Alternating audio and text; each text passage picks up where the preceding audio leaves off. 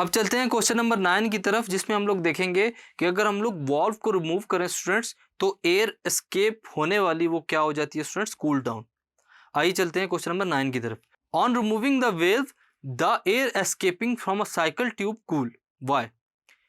अगर हम लोग रिमूव करें किसको स्टूडेंट्स, वेल्व को, जो एयर है वो एस्केप कर जाती है किसके अंदर, साइकिल ट्यूब के अंदर।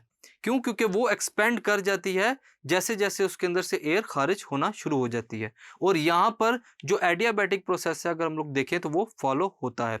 जो टेम्परेचर है वो गैस का वो ड्रॉप कर जाता है। टेम्परेचर ड्रॉप करने का यही मतलब है स्टूडेंट्स कि जो एयर है वो एस्केप होते हुए कूल डाउन हो रही है। यही वजह है कि जो एयर एस्केप हो रही है साइकिल के ट्यूब से वो फील होती है एज अ कूलेंट।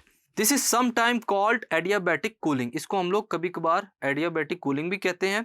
जो मॉलिक्यूल्स हैं कंप्रेस्ड गैस के ट्यूब के अंदर वो बहुत ही क्लोज होते हैं एक दूसरे के, और उनके दरमियान सुफिशेंट इंटरमॉलिक्यूलर अट्रैक्टिव फोर्सेस भी पाई जाती हैं। जब हम लोग गैस को अलाउ करते हैं एक्सपेंड होने के लिए तो जो मॉलिक्यूल्स हैं वो एक दूसरे से अपार्ट हो जाते हैं, दूर चले जाते हैं। इस एक्सपेंशन की वजह से स्टूडेंट्स जो मॉलिक्यूल्स हैं वो अपनी इंटरमॉलिक्यूलर फोर्सेस को ओवरकम करना शुरू कर देते हैं। इस मकसद के लिए इन्हें क्या एनर्जी चाहिए होती है स्टूडेंट्स, जो कि एब्जॉर्व की जाती है गैस की तरफ से। खुद ही जो गैस है वो इस एनर्जी को ऑब्जॉर्व करना शुरू कर देती है। Hence expansion of a compressed air escaping from a cycle tube causes cooling.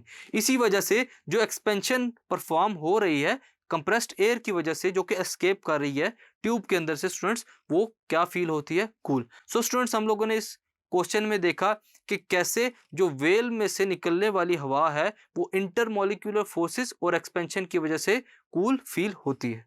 Thank you.